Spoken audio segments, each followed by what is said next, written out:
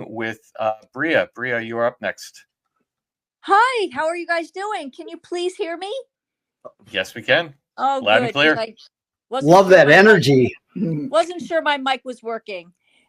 So I kind of wanted to build upon what I talked about the last time I called in, which was about the three act structure, hmm and talk a little bit more about what is the description of a third act, because I believe that's what we're in.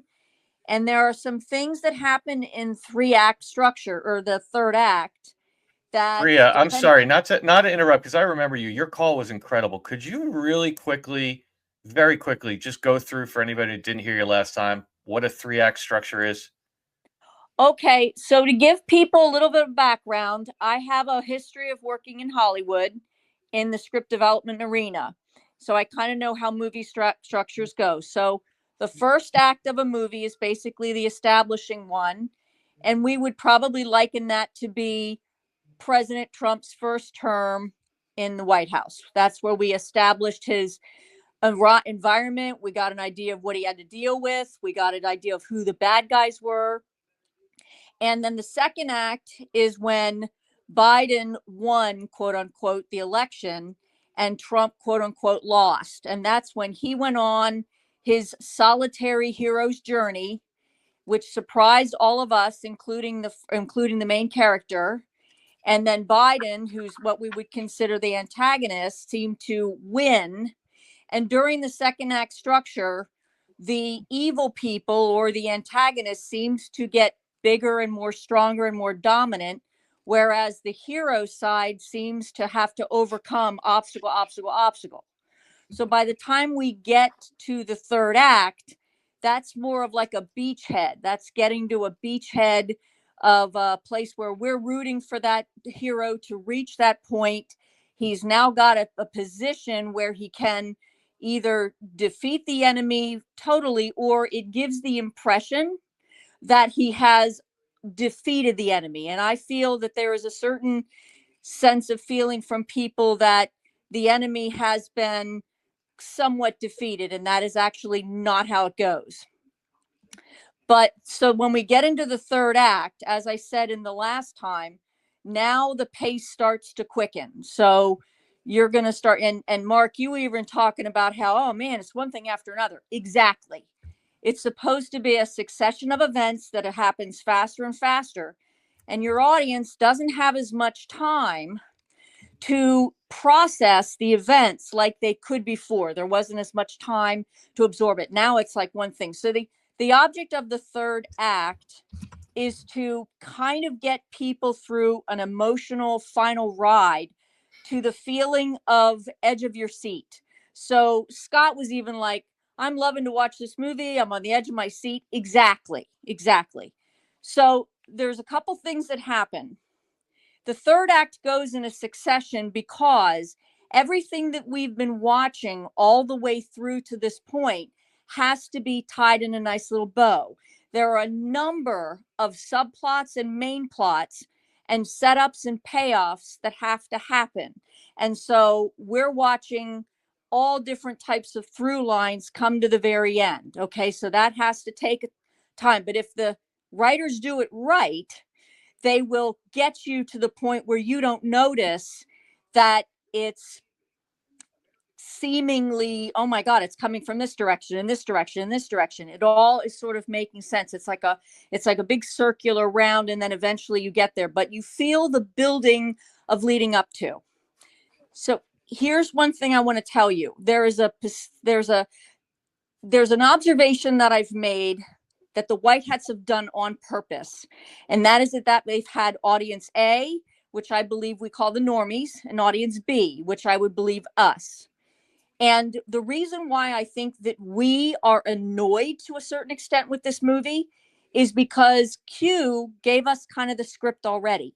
We already have seen the movie in a way. We've already emotionally arrived at many of the places that we are waiting for our friends, colleagues, loved ones, spouses, whatever to get to. And when you run into people who don't want to hear what you have to say, it's like, have you ever been to the movies with someone that's already seen the movie? Do you want them to tell you how it ends? Do you want them to tell you how the next big event is going to happen? No. You paid for the movie. That's the experience you want to go to. There are people that I know that spend hard-earned cash to go and watch people get chopped up with machetes and those, I don't know, chainsaws, because that's the experience they want to have. So, but here's what I think is very important about that I want to get to. And that is that there's two things. The audience, in order to be able to believe on both sides, on us too, because I think at some point, the writers of this movie are going to bring both audiences together and we're going to be rooting for the same team. But right now we're not. But we have to believe that the enemy has unleashed everything onto his villain or onto his defeat, or the hero. We know some of the things that the enemy has in his quiver, and they're horrible. The normies are just starting to see that.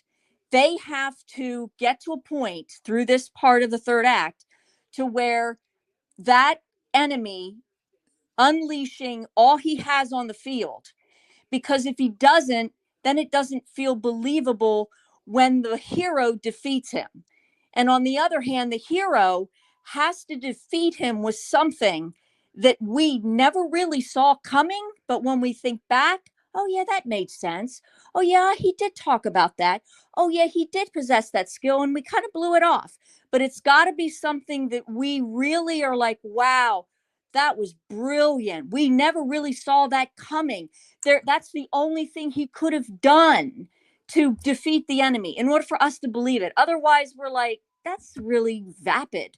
So I just think about what we've learned, what we know, what we've heard about what Trump is doing, kind of hinting at, might give us an idea that we're going to be in for one hell of a wild ride, guys.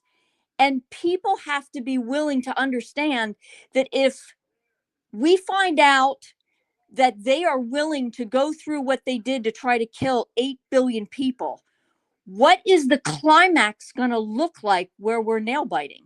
And here's where I think the change is going to happen when they bring the two audiences together. And that is when the normies finally realize, and I think they've done this on purpose and not doing this and letting them go through what they're going through to reach this, when they finally realize that the people that they have been rooting for and separating their families over and everything are the very people, the evil people that they think are the heroes, and they realize that's actually the enemy, that's when they're going to be really they're going to be cheering for Trump louder than we are. And that's when we finally, I think, are going to be at the same point. And once that reveal happens, then we're going on the climax ride, folks, because they have to bring everybody together to be cheering. And then you have the resolution. I think the tribunals are part of the resolution. I think GESARA is part of the resolution. I think the IRS being eliminated and we go is part of the resolution. We're getting up to this huge, big thing. And we have to eventually come together as one audience. Because absolutely. I also would like to comment on some of the casting choices of this third act. And I have got to tell you, I've got to tell you guys, RFK Jr., let me just picture this. Just picture this. That man, not only is he good looking, not only does he look like he used to be a bodybuilder in a former life and he's got his background, but the thing that's the level of that I saw that I just think is just an excellent casting choice is that voice. Can you imagine the things he is going to tell people, the horrid truths that he is going to be uttering, and that gritty sounding voice? I mean, casting is about a role, it's about resonating, and that voice is going to be saying some of the most horrible shit people are going to hear, and it's coming through a raspy, it's just awesome. It just was like awesome. Can I just jump here? Go ahead, Mark, please. I mean, Bria, yes, Bria, absolutely just brilliant, genius, everything you said. I love how you come from Hollywood and you're describing the arc of this story we're watching. It's like Sun Tzu's Art of War meets the Karate Kid. You even described why a lot of our accounts were shadow banned and throttled, because they don't want to spoil the ending of the movie, which was freaking brilliant. Right. But here's the part that I was hoping you would bring into the parlance of Hollywood. When you call back to what I said about the pace at which things are coming, you know what stage we're in right now of every one of these movies? We're in the montage. You got to show a passage of time, a montage. Yeah. We're in remember the South Park scene? I queued it up. We're gonna need a montage. A sports training montage. We're in the montage where all these things happen so fast that they're too fast for the viewer to comprehend them all. So they do a little 3-4 minute montage, and you realize, okay, they just trained. Now they're strong. Now they can box. Now they can do sit-ups hanging from a tree, and now they're ready for the fight. And that's what we're doing, because not everyone, no one can pick up everything that's happening right now. We are literally living through the montage, which means we are headed to, as you said, the climax. Yes. Yep. Brilliant, Rhea, brilliant. I now know how I've been so frustrated with my family for 7+ years. I've seen the ending of The Sixth Sense, and they're still walking around going, why does that kid keep saying I see dead people all the time? And I'm like, right. Here's something else I want you to also think about. Q talked about the sum of all fears. Didn't he say that? He said it's like the sum of all. Yep. Well, Number of times. but he's also telling you the type of movie you're watching. If you watch that movie is about it's a political thriller. But understand, the main idea of the movie we're watching is what? Q told us what it was. Only at the precipice will the people find the will to change. So that's the whole point of the movie. So every scene is going to go to that movie. So if you watch The Sum of All Fears, whatever the main idea of that is, but it's a movie where you don't know who is the good guy, the bad guy, until what? Till the very sort of ending third act, when it all starts to come together. But The Sum of All Fears is also a movie that you also want to see a second time, because you end up missing shit. And you want to see why they did that. Q gave us the script for the people who are interested in being the behind the scenes movie people. We want to be the behind the scenes movie people. And quite frankly, shows like Joe Rambo Show and Eye of the Storm and Dave, your posts and everybody's stuff. What are you doing? You're telling everybody, hey, this is how the movie's being made. Even the cute little prop shit with the 17 on the bottom of the inauguration stage. I mean, people in Hollywood do that stuff all the time. They put those little Easter eggs in there for the people who are on the movie, or for the people who are in, I mean, constantly, all the time. So but I got to laugh. I got to laugh about Pete Hegseth and Kristi Noem. Go and look what Kristi Noem looked like in 2018, 2019, 2020. Somebody told her, in order to be in the movie, you got to wear hair extensions, because she looks like she just got off the cover of Sports Illustrated. And when I watched this, I was like, oh my God, these people are going to be in front of the television a lot, because the normers are going to be watching them. Yep. Well, what about Pete Hegseth? He doesn't have hair extensions. Well, I call her brunette Barbie in the Ken doll. Okay. So that's all I'm going to say. And we've been talking about this for a long time. I mean, human psychology, marketing 101. Do you think it's a coincidence that every person in administration is incredibly good looking? No. Right. Not at all. Exactly. It might as well be a beer commercial. I think a bunch of men wrote this movie. No, nothing against them, but anyway, it's good. Thank you, Bria. Incredible job. That was okay. I have never seen a caller blow up the chat like that. That was incredible. She's amazing. But I just want to revisit one thing that she said, because it's so important, right? And it's literally, go back to our good friend Drew James, and I'm not calling out Drew. I love Drew. But she just gave you the answer that we have been screaming about for a year, right? People cannot wrap their heads around, why has the mainstream media not been taken down? Why is Maxine Waters still out there doing that? Why? She summed it up perfectly. every person on this show right now has experienced that moment, whether it was last year or 20 years ago, has experienced the moment where you realize you got tricked. Yes. And then you realize you got tricked by somebody who was intentionally trying to deceive you. And that is a horrible feeling. Whether it's your girlfriend or the news, it's a bad, bad feeling. You don't forget it. You can't recreate that moment. Everyone must live that moment. So what she was describing, that moment where the people, that 4 to 6%, the people screaming, the people in these videos, realize that CNN's been lying to them this whole time, realize that their favorite politician, their favorite podcaster, their favorite whatever, that's the moment where your matrix gets shattered, and you must allow everyone to go through that individually. If you simply took down the mainstream media and told everybody the truth, if you simply took down all the politicians and told everybody the truth, then it would just happen all over again, because they wouldn't learn what it's like to get tricked. Once you learn what it's like to get tricked, you never go back. And that was, to me, the whole thing was brilliant. But that is exactly why we sit here every week. Oh, these people aren't getting it. Oh, they're singing this terrible song on television. Oh, look at the people screaming on X. I've said it from the beginning, and I believe it. And I think Bria would agree. You are going to see, like, they're going to be hanging people on the gallows. There's going to be videos of them confessing, and there's still going to be people telling you it's not real, just to get that last group of people to see the lying in real time. I think that is incredibly important. That's why all this is still happening.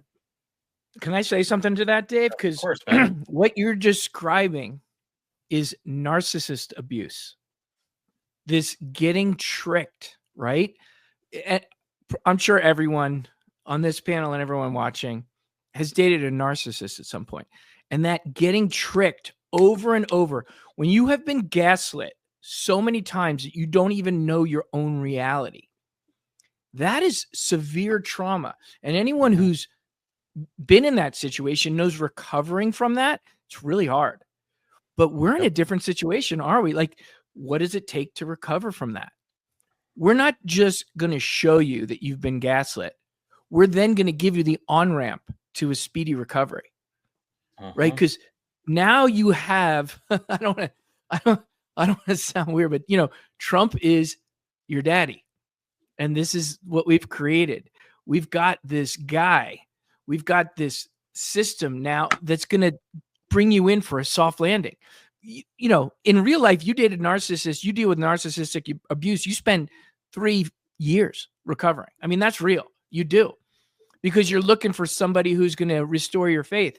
Well, in this movie, as Bria pointed out, the end's already there. You don't got to wait 3 years for that smooth landing.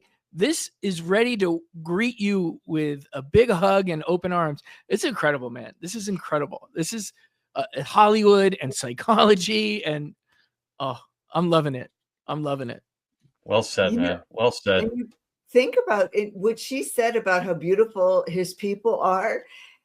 Think about the contrast between those people and Rachel Levin and the guy that stole the dresses and the suitcases. Sam Britton. Yeah. Thank you. Oh my God. Oh, well, hey, look at the difference. It's hilarious. Can you imagine, you know, how much longer men last when they picture Maxine Waters? God. They got some good looking folks on that D team. Let me tell you, I'm sure women swoon over Gerald Nadler. I hate to say this, guys. Or how about Macho Man Adam Schiff? I think Maxine Waters is a man. That's the most manly man looking woman I've ever seen. It doesn't even make a good Simeon. Patty brings up an excellent point. Do you see why? I mean, do you see why they did this? Now does everyone understand the absolute cartoon absurdity of this?